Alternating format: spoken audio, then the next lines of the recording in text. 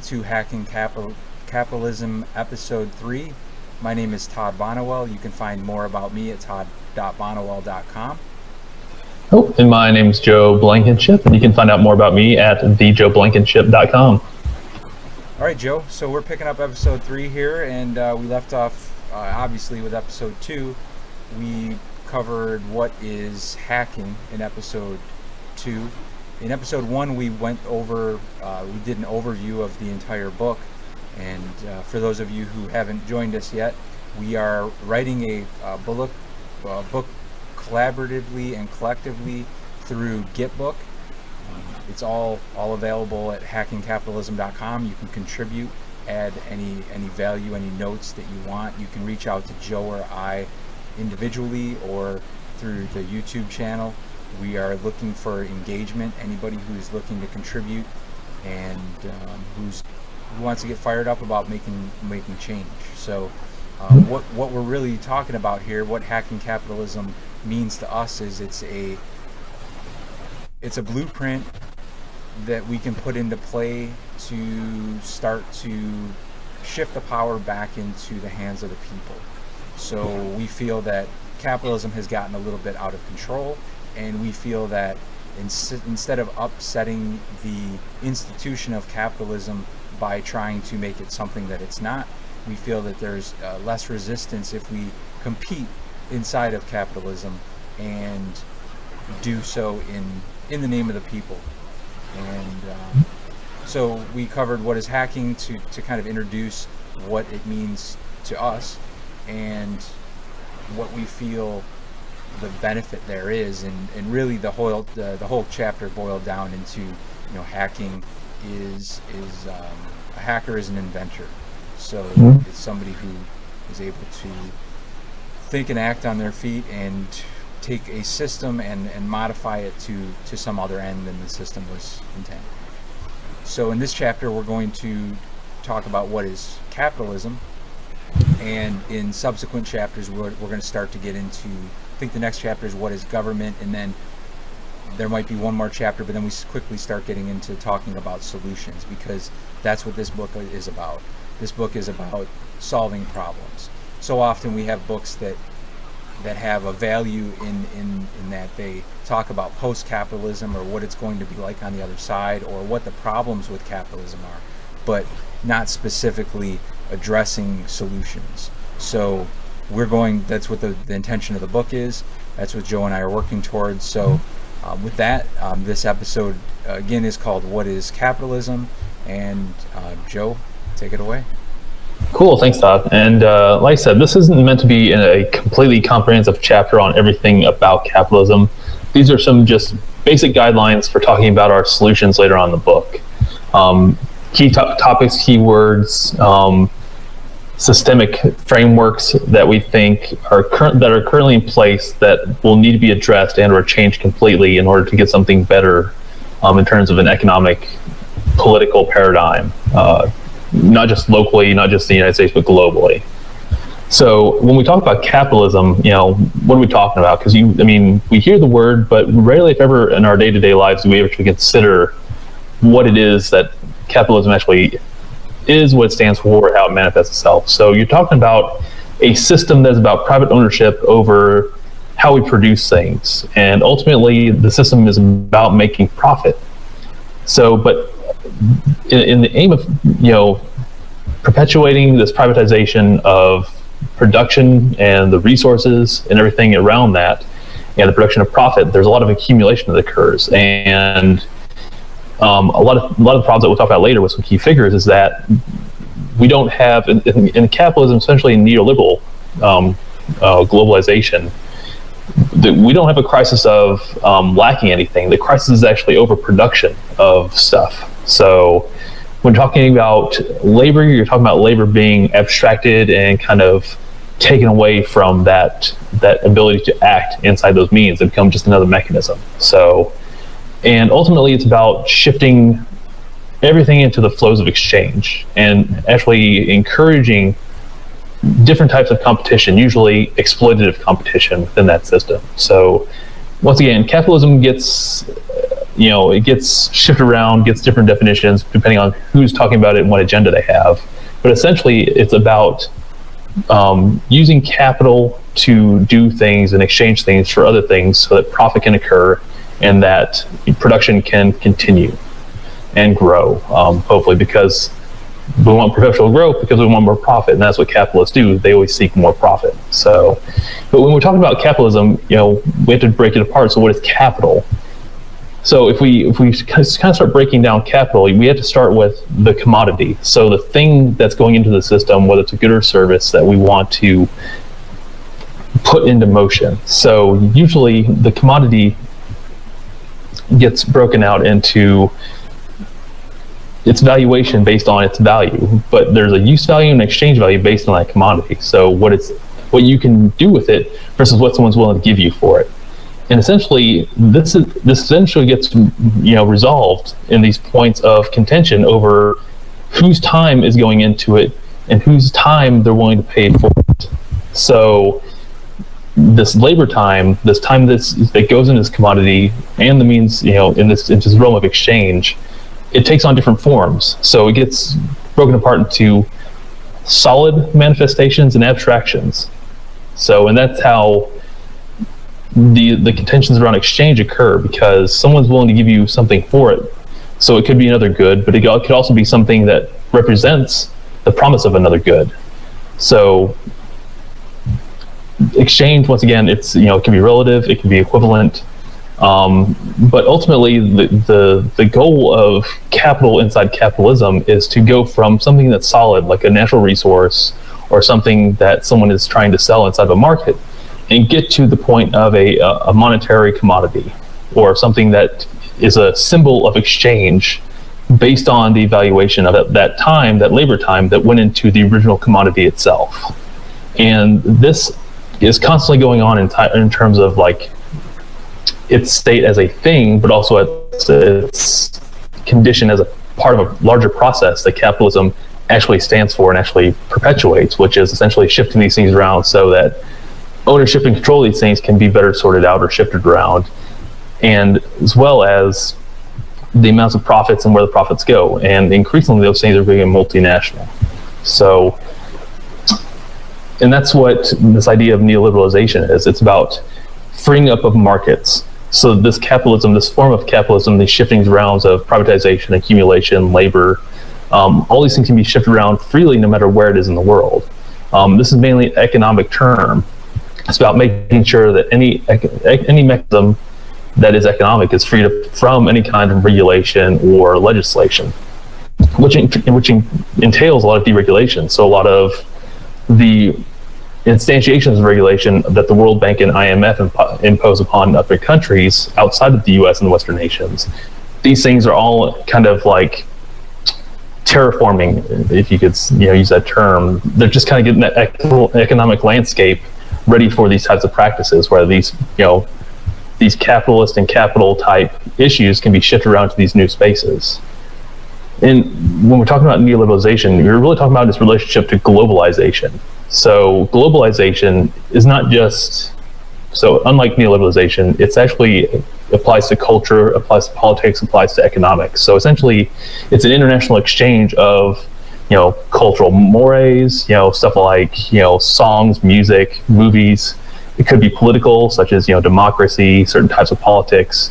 And what we're talking about here, which is the economic export of neoliberal capitalism at large, but also not just the framework and the thought process and the mindset, but also the technological accelerations that go along with that. So how do we mechanize, where do we mechanize for manufacturing or other forms of production?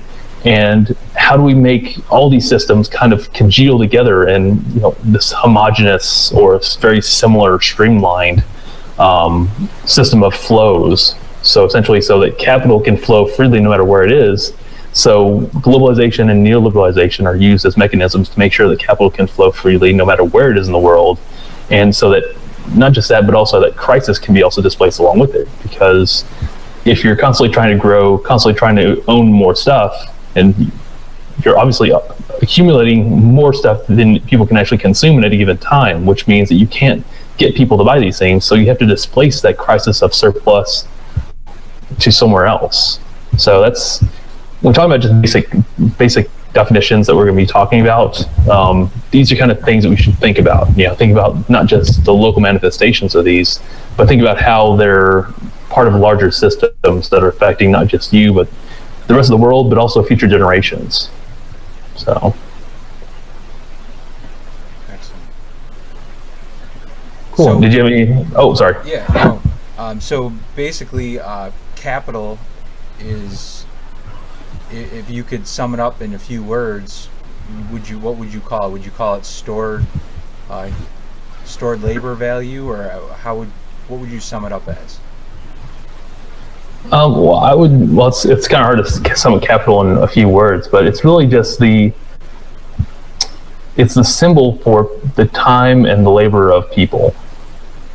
Because ultimately, it's capitalism injects resources, and uses the means of production that they own to produce other stuff. So it's not just the commodity, but it's more so the people involved in the system. So it's things, but it's also people that are defining the process. So I guess a person-driven process. It's, like I said, it's very hard to define it in just one word or a few words.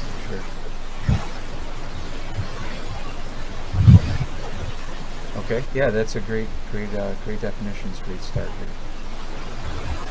Cool. So I guess we'll go into some key figures that I thought we should just mention on our ways to talking about our current place in the 21st century. Because you gotta keep in mind that what we're dealing with now in terms of hacking capitalism and what capitalism is to us in the 21st century was defined, even before the Industrial Revolution, before the so-called modern era.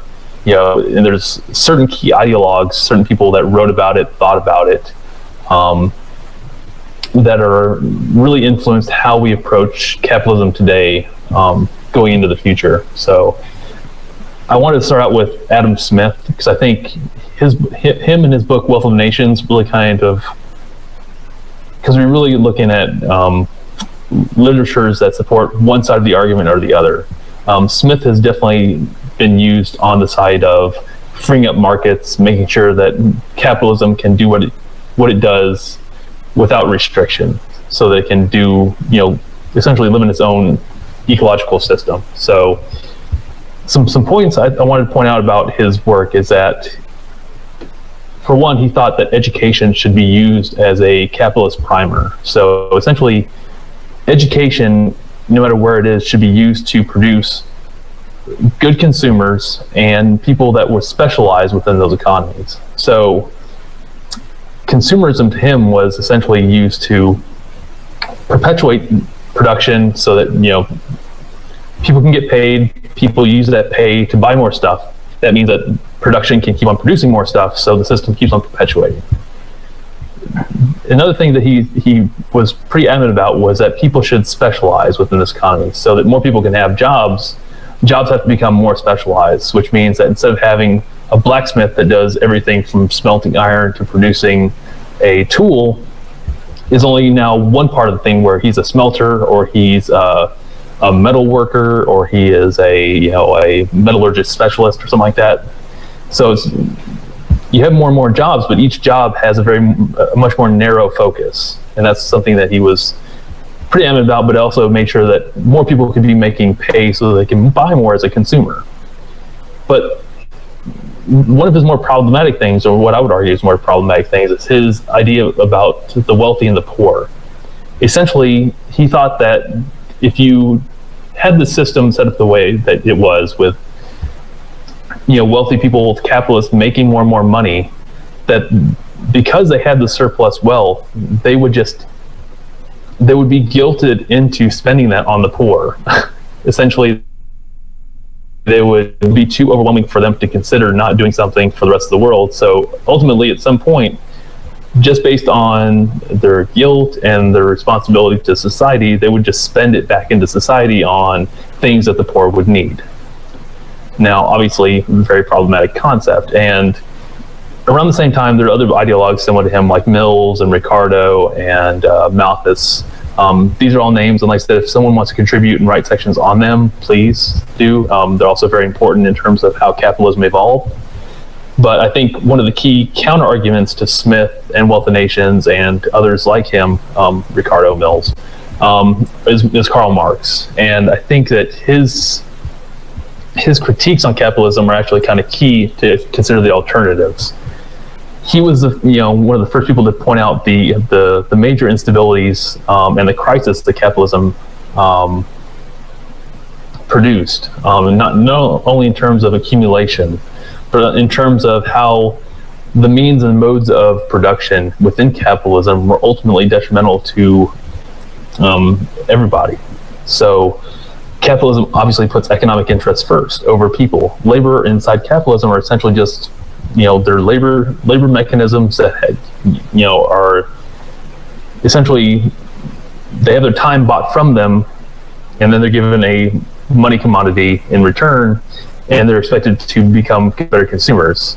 But ultimately, because of things like specialization, because of consumerism, you have to buy stuff to perpetuate yourself in society, people became more alienated because they couldn't see themselves in their work. There's obviously, because of the drive of capitalists to produce profit, if something isn't making profit, then obviously there's a large amount of insecurity because capitalists are driven towards privatization, owning the means of production, and making a profit. So it means that because you have a specialization, you have a very narrow job focus, because technology is always advancing, there's always a chance that you might lose your job, or the company might go, the larger problem is that the company might go away. So insecurity is always a persistent problem with this. But ultimately, when the wealthy, the capitalists, hire people do work, they're never being paid what they're actually worth. So Marx was very adamant in saying that profit is a lot like exploitation and theft. Essentially, laborers never actually get to see or get any kind of return on their actual value of labor time. And like I said, Marx made a whole lot of other very cogent points, as did Smith and other ideologues. So like I said, if you have more points, please put them in there. This is kind of a large overview. So then going into the 20th century, you have two major ideologues in terms of just pure economics that I think were really influential in terms of forwarding new schools of thought and ultimately the systems that we currently have all around the world. So one of those is Keynes. Keynes and Hayek are kind of like the opposites during the 20th century economics debate. Keynes obviously came before Hayek, and he thought the government had a role to play inside capitalism. Keynes thought that if governments provided infrastructure like trains, roads, stuff like that, it would allow capitalist efforts to flow more seamlessly, and that people can have better jobs, wages can increase, et cetera, et cetera. He also focused more on, in terms of traditional supply and demand, he focused on the demand aspect of that and thought that was the key driver in terms of how economies should grow and how they actually react in terms of fluctuations and crisis. But he was very adamant in terms of saying that not only governments provide services that allow capitalism to function better, but also there should be some kind of fiscal monetary policy to regulate the effects of capitalism so that the relationship between government and capitalism doesn't become imbalanced. There's checks and balances there, and that there's protections not only for the taxpayers and the tax system, but people writ large in terms of, child labor, gender equality, stuff like that. So, obviously this is way back before those things were actually being addressed, but the overall framework of what he was talking about was essentially to say that money flows, stuff like that, should be regulated to make sure that capitalism isn't getting out of check, and that if they're extracting more profit than they're getting taxed for, that we should make sure that the taxpayers are actually getting back a portion of that because capitalists are using the infrastructure that governments put in place. Now, Hayek, on the other hand, was pretty much the exact opposite. He believed that capitalism, economics should be completely separate from governments. And this is something that Keynes obviously challenged him on more than one basis. And like I said, in terms of supply and demand, he was more focused on supply. So, but the overarching idea behind Hayek's thing is that markets should be free of any kind of fiscal monetary policy, any kind of regulation. And this is to the point where even if the government had a autocratic dictator, as long as that dictator was pretty much okay with the free market concept, then that would be an okay balance, an okay compromise. There's a lot more that goes behind it, but the main thing to pull away between these two is that one promoted the idea that government should have a role and that should be some kind of fiscal policy. The other one thought that both should be, the two sides should never meet. So moving towards the end of the 20th century, one person I thought was really influential was David Harvey, and he started out as essentially more of a quantitative guy, more of a looking at the economics and geographies and spaces of these things from a quantitative, methodological, very traditional sense, to looking at more of how social justice and in terms of economic politics should be addressed. And he was more of a school, in the school mindset of radical geography and Marxist geography when it came to the economics side of things. And he wanted to understand better how capitalism and capital worked. And he came up with developed two major concepts. One is in terms of space-time compression, essentially that capitalism is always trying to mitigate the effects of crisis, and they do that by essentially shifting around that crisis as it comes to an apex or comes to the point of being exposed. It tries to shift these things around so that it never comes to head. So in terms of taming labor, you're talking about outsourcing labor to other parts of the world. If you're talking about resource problems or resource extraction problems or the overall cost of the end product, then you're talking about utilizing underwage labor resources or going to places that don't have very solid governments to regulate extraction, and then they go in there and essentially pull out whatever they want without responsibility or have reason to remit those areas. Another one is accumulation by dispossession. So essentially another turn on that, where essentially within capitalism, and its constant drive towards privatization, the system's always growing, so it means it's always accumulating, overproducing stuff. The concept there is that, so let's say you have a lot of housing, or you have a resource that is in an area that capitalists want to redevelop or want to remake over because it's depreciated to the point where it can be reinvested, redeveloped to just place crisis back into. So what will happen is that the tax zoning will go down, the area go down. So essentially stuff like gentrification. So the neighborhood gets to the point where people can't afford the taxes, stuff like that, so they have to vacate. Then the place is bought up at a minimum, redeveloped in this process of creative destruction, and ultimately it's an area now that can be used to produce more and more and more stuff, accumulate more and more stuff, but it's done under this auspice of ultimately dispossessing the people that came before it, both in terms of resource and the time. So once again, not a complete list by far, but there are many other ideologues and minds that went into these transitions. But I thought over the last 200 years that this was a really good list of people to kind of look at in terms of their effects and their literatures and how it ultimately guides what we're dealing with today. Yeah, that's a great overview.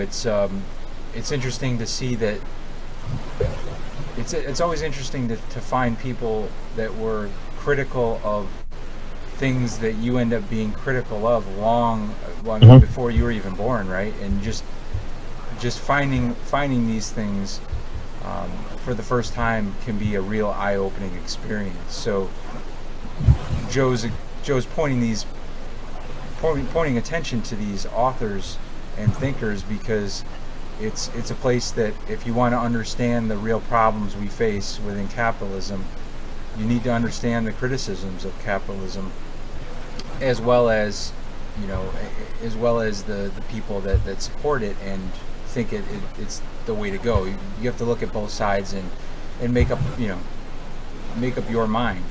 The point that we're making here is that capitalism is deficient, and we're pointing to the points of deficiency, and we're looking to, again, not prop them up, but to point them out, and then to determine what solutions going forward make the most sense for everyone, not just the main players within capitalism.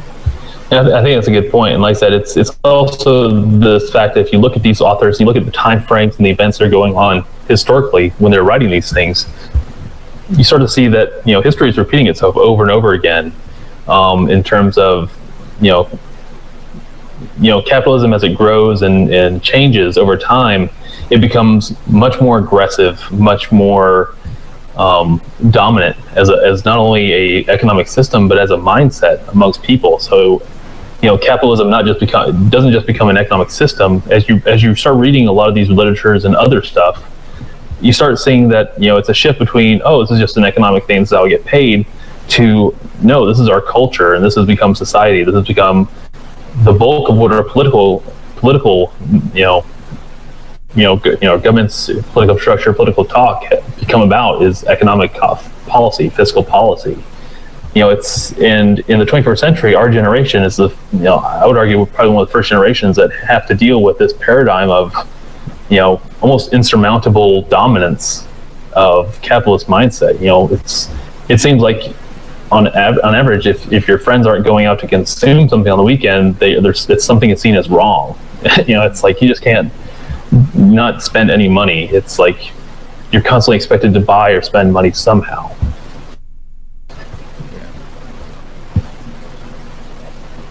Cool. So I think that brings us to the section on just talking about what capital is in the 21st century for us. I think, you know, I think Todd, you and I have talked a lot about this in terms of, you know, the mindsets, you know, how we think about these things, and, you know, it really is in the question what the mode of thinking is. You know, you obviously have in the U.S., and like I said, this is where international participation in this book project is kind of critical, because Todd and I don't really have a good purview into how economic systems work outside the U.S. So if you, from any other part of the world, you want to share how things work in terms of what we're talking about, please share that, because I think that's extremely extremely valuable. Because, I mean, Todd and I, we have to deal with this kind of duality. This, you know, one side, the very fiscal conservative side, is kind of the wealth of nations, Hayek, you know, Ayn Rand, you know, very, you know, people that focus on the separation between government and capitalism. And then you have the other side where, you know, it should be a people-dominated system. And both sides have had major issues. You know, both sides have had major, you know, social issues, humanitarian issues. You know, capitalism back in the Industrial Revolution, you know, it was a lot of child labor. It's like, it wasn't not a good condition. Marxist capital and his economic concepts were used to design some of the most, you know, terrible command economies and to support the worst state infrastructure you could think of. And both sides get a bad rap, and both sides aren't looked at for the frameworks that they are in terms of how should we build something better. So I think that's what we're trying to strip away the politics to get to the meat of the matter, which is how can we take apart the system, how can we hack it to make things better. And I think that involves you know, looking at how things transfer between people for something else. So how do these transfers occur? You know, is it, you know, do we go back to this trade or bartering system? How does that build into how we define a free market? You know, and I think, like I said, focusing on how we define commodities and how commodity builds into the definition of capital in the 21st century. You know, it's like you're focusing on the means of production, which essentially are increasingly technological. I mean, people that have specialized jobs are constantly being replaced. And, you know, my day job as, you know, a developer, data scientist, you know, it's like machine learning, automation, narrow artificial intelligence, all these things are increasingly replacing people's jobs. You know, everybody from call center employees to even accountants and day traders are now being replaced by computers. So the means of production are, you know, they're dominating and they're accelerating and they're permeating more spaces than ever before, which means more people's time isn't being valued nearly as much as it should be. And then you're talking about the modes of production, which we're currently in the capitalist mode of production, this neoliberalization. It's globalized. How do you fight against something that's constantly the means of production that are constantly accelerating, technological, expanding into more and more spaces within that current mode of production, which is, wealthy on top, a ton of poor people on the bottom, bourgeois, proletariat, whatever you want to call it. It's this process, it's addressing the process of how everything moves around inside the system, including people's labor time, people's valuable time. And that draws out the contradictions in the system. This idea of alienation, why people don't see themselves in their jobs or don't care about their jobs anymore, is because they don't see the value in what they do. Like you go to work, you do stuff, and very rarely can you leave work and say, I did this amazing thing and I can see it being used in the real world to help other people. It's not. Yeah, and on top of that, a lot of times their job, especially now, is automating other people's jobs away, automating your own job away. So, despite this clear, seemingly mantra of jobs being a good thing and always driving the conversation of jobs within capitalism, within a social, setting, it's seen as the necessary thing, like Joe's talking about. It's the necessary thing to keep things flowing. People have to make money in order to be able to spend money. You need to spend money so that the things you're making are sold. So there's this symbiotic relationship, but at the same time, there's power in there that gets shifted, and when that happens, like Joe's saying, this isn't your mother or father's capitalism. It's not. It's justified. It's funny to me because it seems like it's justified in different ways at in different periods of time. So, it's really about the justification of keeping it around because the powers that be, they like it. It works for them. So I think a lot of what Joe's saying here is to keep your mind on what's happening and why. More of a theory than practice. It's one thing to see somebody doing something and see an output, but it's another thing to really understand if that was a cause and effect or just a situation that had no bearing on it, that happened to prove it right. So yeah, it's fascinating. It's just absolutely fascinating. Yeah, and like I said, the last two things in terms of capital that, capital contradiction that we need to think about is kind of, they play off each other extremely well. And that's the idea of this endless compound growth, having to constantly grow stuff for more profit, using up more resources, producing more means of production in order to accumulate more stuff. And this goes hand in hand with the other really detrimental crisis that's affecting us, which is the relationship to nature. So essentially how we abstract natural resources, extract nature writ large, in order to use it as something to draw from in terms of this endless compound growth. And we kind of view, whether it's a fossil fuel resource or some kind of mineral or, lumber, whatever, these things are kind of seen as, resources that are, sustainable, something that we can conserve or preserve if need be. But it's a moot point because these things are being exploited in terms of this larger economic system that has become the political and cultural systems, and we don't really question it. So in terms of looking at the commodity and how it goes to the money commodity, both as a thing and a process, people really need to start looking, and that's the thing. It's easy as someone looking at their day-to-day life and going, how did this TV get to my house? Who touched this thing on the way here? And how does that affect my life? And how does that affect all their lives? We don't think about, factories in China producing our laptops when we're developing our program. Even if we're an activist developing a website to do something great for them, we're still using the same product that we're exploiting them for in the first place. So yeah, your MacBook is great, but someone at Foxconn was throwing themselves off the roof to make it for you so that you could put up a website to tell everybody here to donate $1 on their phones, which they also threw the roof itself off the roof for. It's like it's this cycle of like, we're not actually answering the problem, we're just perpetuating it and giving it a glossy veneer of saying that, oh, okay, I spent $1, I did my part. You have to actively engage with the contradictions, actively engage with these definitions and the system in order to do something about it. And that's the whole principle of hacking capitalism in the first place is, you can't hack it unless you can break it apart, understand the mechanisms, and then start changing these mechanisms for something better. It becomes a futile effort if we don't actually start asking the questions, kind of take away the politics, and just look at the mechanics of the system and see how it actually functions. Yeah, and it's not like we don't see these things happening and playing out in real life. And I think that's what one of the points you're making here is that we're already doing these things. Like you look at the push on food now. Like you're saying, you don't know where your products come from. Well, I mean, up until about 10 years ago, we didn't care where our food came from. Especially as a Western nation.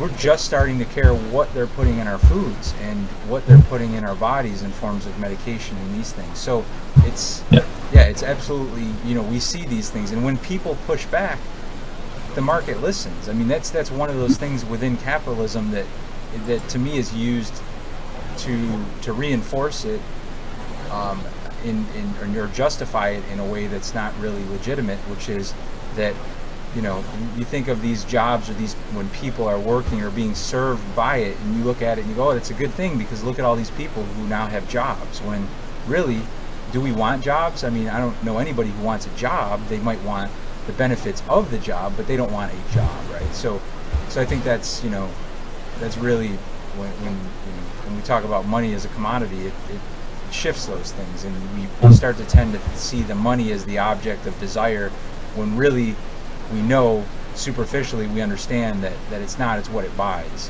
And if we can shift that conversation more to, so what is it that you want and need, instead of money being the answer, let's talk about the actual wants and needs, because then that eliminates the ability to pad profit there. When we talk about profit being theft, we're talking more about where does that product come from, who touched it, and what did they get for it, right? And I think when you start tracking those things and that value, that really quickly you start to see this leaking of value, and that's what I think we call the next chapter, which is corporations. So it's interesting. It's interesting how the game is set up and how it's played and how it changes, and what we can do to change it ourselves. Yeah, and like I said, I mean, in the United States, we have a very unique system where it's gotten to the point, because of a lot of the stuff that happened in the 80s moving forward, that we've liberalized to the point where, in terms of corporations, governments have figured out ways to kind of accommodate corporations in terms of their neoliberal tendencies, which are, ownership, growth, accumulation, profit, repeat. It's like, and like I said, corporations shouldn't be citizens. They shouldn't be, they're entities. But I think the problem is that we don't really, break them apart into what they actually do, what they historically were meant to do, and how we go about taking back that concept and actually making something that people can use in terms of, like I said, people don't want to work. They want to, see themselves as valuable in some context, and they need and want certain things, and like I said, money is a good way to mask that. And who produces money? The governments produce money.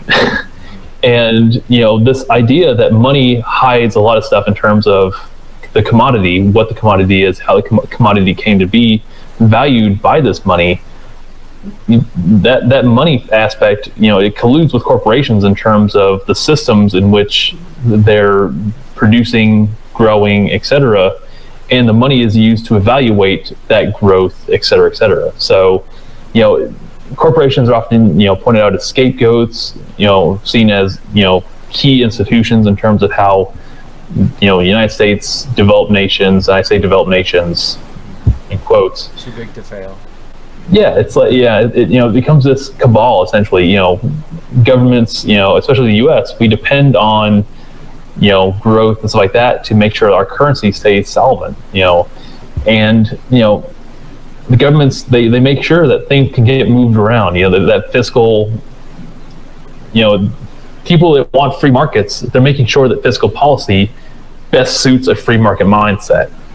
And the policies then, they act to kind of hide any kind of crisis, or any kind of underlying problems that may be exposed by that colluding for capital flows and displacement of crisis. But this ultimately, like I said, it works against governments, because if your government is a democracy or a republic, it's supposed to represent the intentions, the will of the people.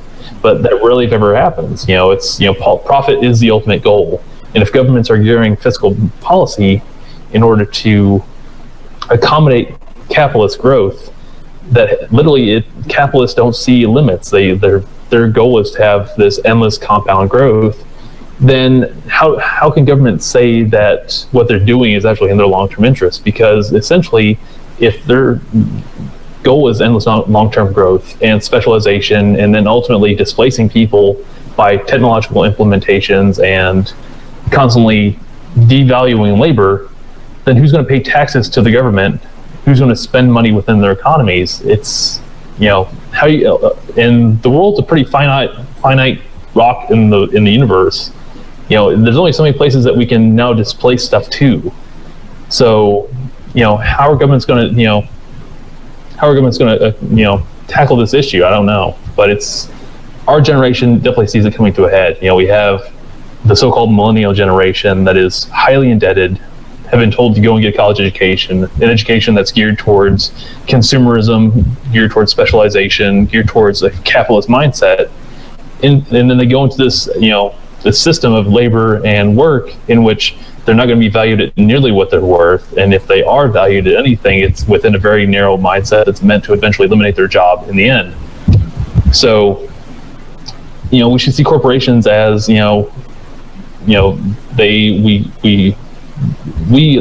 being the government, we the people being in the government, if a government actually reflected the people, should see corporations as something that provides a product or a service, and that is a finite contract between the people and this entity. And I think that's the way it was back in the day, if I'm not mistaken. They're institutions, and if something goes wrong, then they owe the people back the money and then the principal, and they're done away with. But this idea of them being citizens and having rights, when the board of directors have golden parachutes and no one's held accountable when they do go insolvent, it's a massive issue, and no one seems to want to address it as to why this is the case. It's like they're essentially robbing future generations of infrastructure, of resources to grow up their country, society. Stuff like mass transit that would greatly help accelerate people's transport cheaply from point A, B, and C.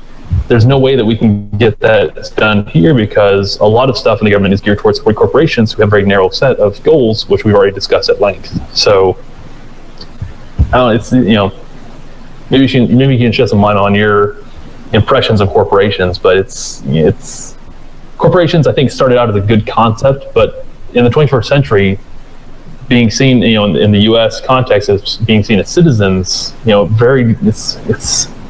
it can't continue. It's untenable at this point. Yeah, it seems like it was just a loophole upon a loophole upon a loophole, right? I mean, corporations were meant to initiate public projects that were finite. It was a year project, 2-year project, and corporate charters were given out sparingly, because at the time they understood the power of that corporations could yield. And it's not, again, with nothing, there were no corporations basically, unless there was a need for a short-term project. So, I mean, imagine a time like that where you're so hesitant to give something out that because you understand the potential problems that come of it. And what you're really doing is you're eliminating liability.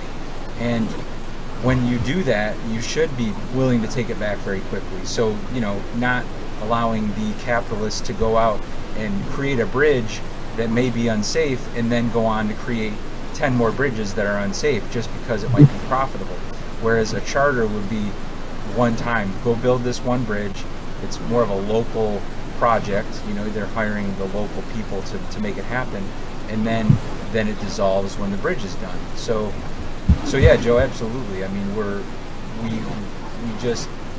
don't learn these things in school. I mean, this is our history, and we don't learn this in history class. This is not what we're told. So yeah, absolutely. We need to reel in corporations, and Joe and I think the best way to do that is to compete with them, because we don't need to profit. We don't need to be thieves. Yeah, and like I said, I mean, not all corporations are bad. I mean, there are nonprofits, there are, organizations that are geared towards helping other people, people helping other people, and that's what it should be. But are these things meant to exist for long periods of time? I mean, if you have something that's helping homeless people for like the better part of 50 years, obviously they're not doing a very good job of helping homeless people not be homeless. Yeah. So there must be bigger issues that this corporation needs to address. But they're limited to essentially, getting them food, shelter, and resources to not die. And that's not helping homeless people. So it's like even nonprofits that are meant to help people, improve situations, we really need to ask exactly why they're existing and if they're actually a viable entity to even exist.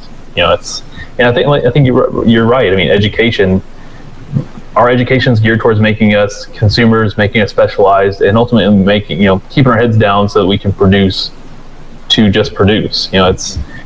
We're not working to actually enrich ourselves or to make our time more valuable. And I think that's the paradigm that needs to shift. And in terms of us competing with them, competing is kind of you need to take that term liberally, because what we're wanting to do is really change the paradigm, disrupt this idea of production for production's sake. We want people to do things that enrich themselves, but in which they can see themselves being valuable, and that ultimately produce some sort of value that can be used in a broader context. And really breaking down this abstraction, it's critical for people to really ask questions of themselves, like, what am I doing? How am I doing it? And is this the best long-term thing for me? So I think that brings right into the next section, which is globalization. So, and like I said, we're talking about, in terms of hacking capitalism, we're really focused on this neoliberalization, neoliberal globalization, which is the freeing up of markets, but doing it globally. So transnational corporations, multinational corporations, and if money and capital aren't moving, that becomes a huge problem. I think David Harvey pointed out that after 9/11. People, they didn't want to move, they didn't want to go to airports, they didn't want to do anything. And 3 years later, the president, the mayor of New York, everybody was on the TV saying, go out and spend money, go do stuff. Because if capital's not flowing, the system goes into automatic shock, goes into crisis. So, how does globalization impact capitalism? Well, it kind of goes hand in hand, whether it's cultural, political, economic, exports, this international exchange of concepts, ideas, mindsets. It's, there's a lot of political wrangling goes on to do this. And once again, in our country, the governments, the political apparatus, they're geared towards, mobilizing these very capitalist ideas. And once again, it's about the economics and flow of money. It's how ultimately how it impacts people. Once again, inside this neoliberal mindset, people are just laborers. They're a resource of labor time that we use to do stuff. Ultimately, and nowadays, it's essentially they use it to work themselves out of a job. So if you're a developer, you're developing software that essentially does what you do. If you're a data scientist, you're producing machine learning things that essentially replace people's jobs. That's the mode of production, the mode of mindset that we're kind of going under. And once again, it's there's really two perspectives you look at. You need to look at examining what this neoliberalization is doing in terms of its global impact, and how going from local to global. So looking at your local impact, looking at how you're not only a victim of it, but how you're contributing to it, and then obviously moving towards this counter-capitalist idea of going, okay, well, it's affecting me, I'm affecting this larger system. How do I counteract that? How do I take away power from them, give it back to myself? And it involves you developing your own politics, you getting involved with other people and asking questions, asking why the money flows where it does, where the capital flows and why it does, and ultimately how it impacts you and other people. Because it's about changing this culture of capitalism. It's not just an economic system anymore, it's a mindset, it's a culture. Our education system, our society, our culture, and not just the U.S. or Western nations in general, everywhere around the world, it permeates every discussion, everything we do. It's this money that we have in our pockets is constantly being shifted around, and we don't ask A, what it is, and B, how it's affecting other people, and C, if I'm buying this thing with this money, what does that, what is the implication of that? So, and once again, hacking capitalism, it's about breaking apart these mechanisms and asking, what is money? What is this thing I'm buying? How is this perpetuating a system? How can I break that cycle of abuse and victimization? Yeah, I think you sum it up best with when you talk about the flow of money, right? If you look at the flow of money, you're going, it's so indicative of an issue if the powers that be are telling you to go out and move money around. The first question really should be, why? And when you look at the why, really, then you have to go, okay, why is the money moving around? And where is it going? And as soon as you start looking at that, it's very telling. You can see why they want to keep the money moving, right? Because all the little holes they poked in the system that leak out this money, it doesn't leak any faster if it's not moving any faster. So, if you want to keep their profit engines moving, you got to keep the money moving. Yeah. And I think that brings us right into what we've been talking about all this time and what the book's about. It's about, hacking capitalism is about, looking at all these things, so capitalism is an assemblage of all these components. All these components of the system have different mechanisms to drive it and so on and so forth until you get down to this foundational level. So, the first things first, it's about education. It's about disrupting this mode of thinking. We know and we experience these issues all the time, and like I said, we've talked about some great minds, and we haven't talked about numerous others that have addressed these issues, not just in terms of the economic systems, about changing them, but obviously how they tie into political and cultural mindsets. So but we're rarely provided actionable solutions. Like, I think there are a lot of people, the 5 people that we talked about, they have a great concept of how these systems work, and Smith and Marx, they actually, they were the impetus for a lot of these systems that we're now dealing with. And,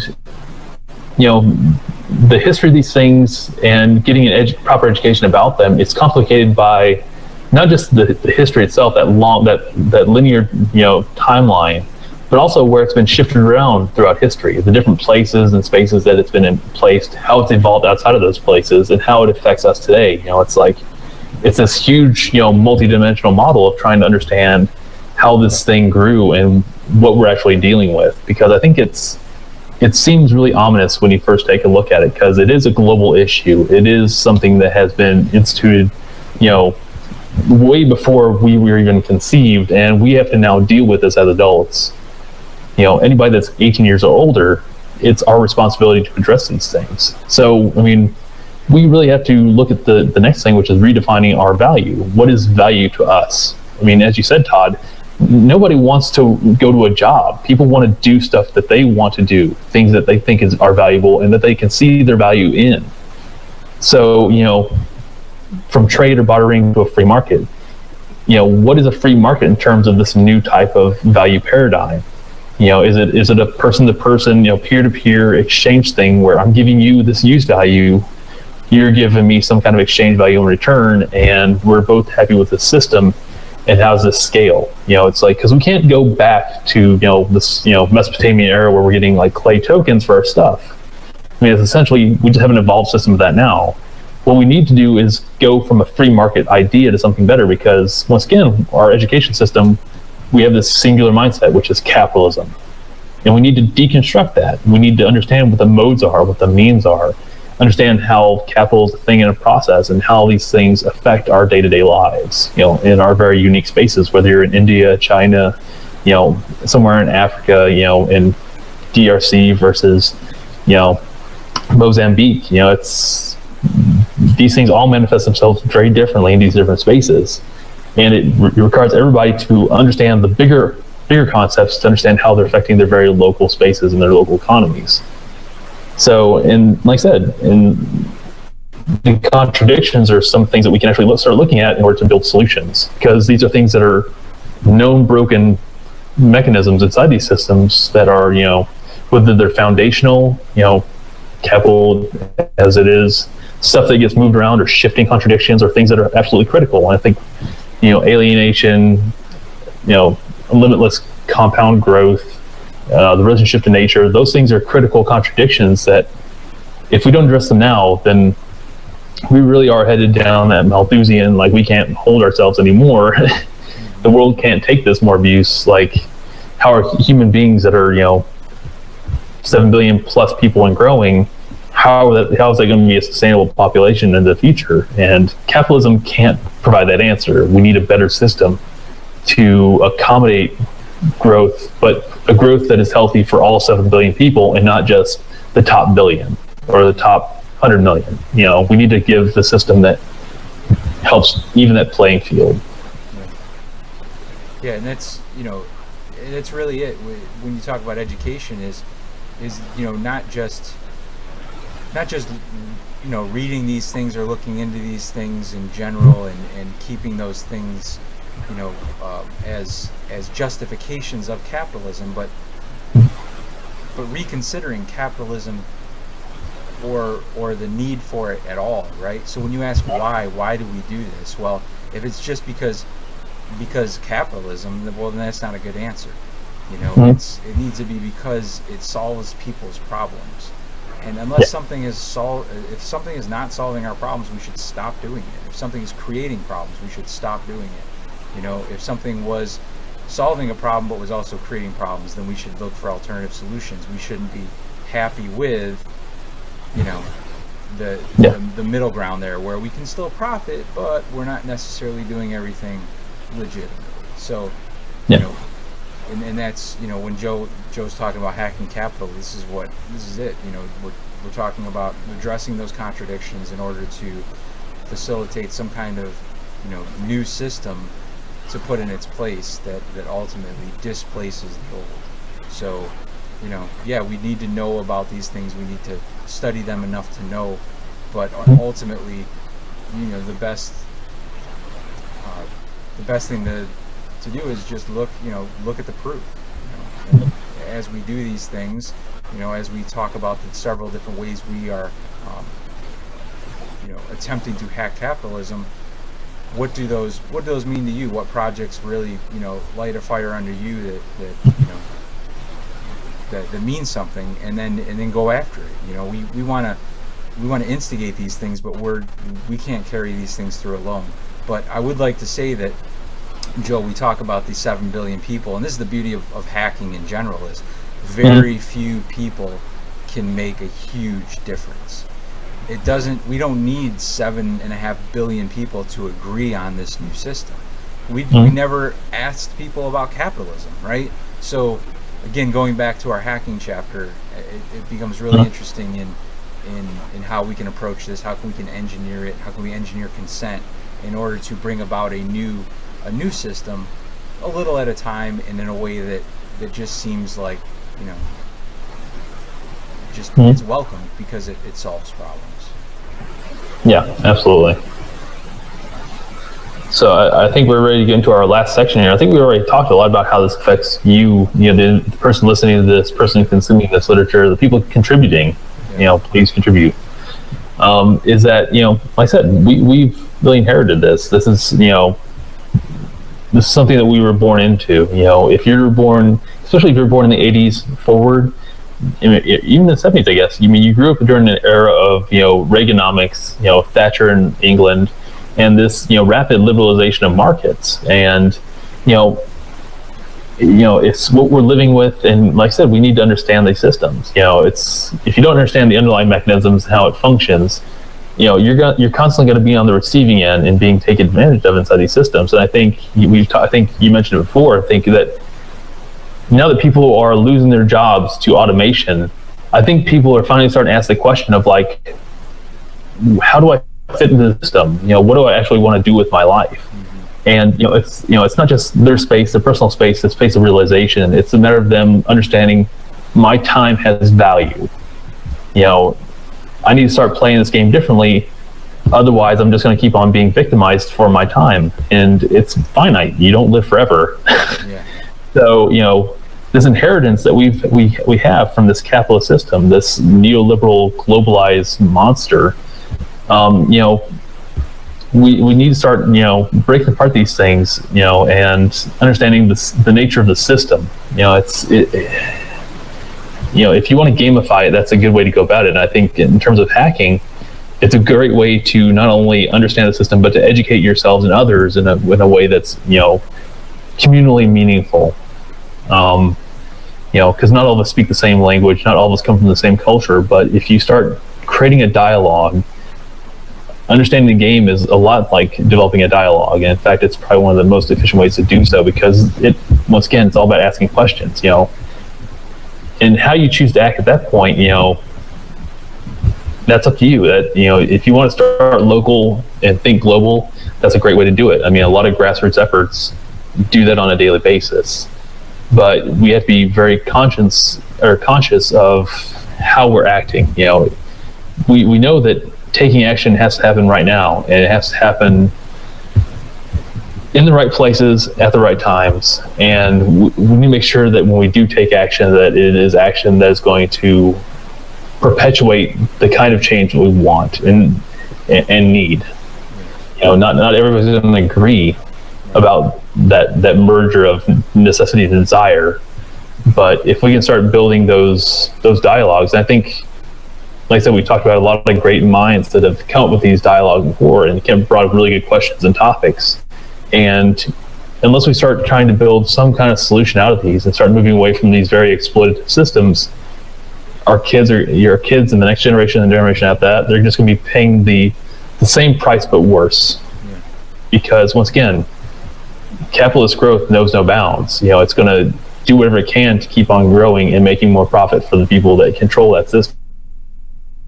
So, like I said, the time is now to start asking these questions and start developing real solutions. And once again, you have to, if you can pull off a hack, you have to. I mean, it's yeah, and you bring up a lot of great points there, Joe, and I'd like to just further emphasize that we have inherited this, and it's not, and we're saying this, and and Joe talked about the neoliberalization in the 80s and how you have to remember that from the Western perspective of that, our parents, what they saw was significant growth. They saw good things. I mean, there was bad things happening, but a lot of people in America, the middle class got fatter, right? So they saw it as a good thing. Whereas, you go fast forward 30 years, and now we're looking at these same things going, it's not really that good, and there's reasons why it's not that good. But what Joe and I are definitely, absolutely not trying to do here is point blame, because it's, this is about education. This is about pointing and saying, yeah, these people who are still with us did these things, and we don't feel like we should keep doing these things. And we're looking at younger generations and at our generation to say, yeah, we agree that those things shouldn't be taking place, and we're going to change them, because we won't have to deal with these people forever, right? So as long as we can draw some lines at some point, then all we have to do is wait, right? And the people will go. I mean, people are not going to be here forever. So we have inherited this. We're not looking at that as like, as we're not trying to put the blame on the previous generations. We can only assume that that's what they had to do, right? That all progress up to this point relied on things the way they are, but right now we just have to reevaluate and say, how are things, and can we solve things better? So we haven't brought this upon ourselves, but it's our turn to bring things upon ourselves and make that change that's going to be good for future generations. And we will be blamed just as we blame, right? I mean, we're going to be looked at and said, how could they have done this, or why would they do things that way? And again, as long as we're setting that tone of we're doing our best, we're trying to make that change that we feel is in the best interest of everyone, especially the future, and we're doing so by asking people, by asking the future, what do you want, what do you need? And that's different from what corporations do and what happens within capitalism, which is, let's create some products and let's tell people that they want them. And it's totally different.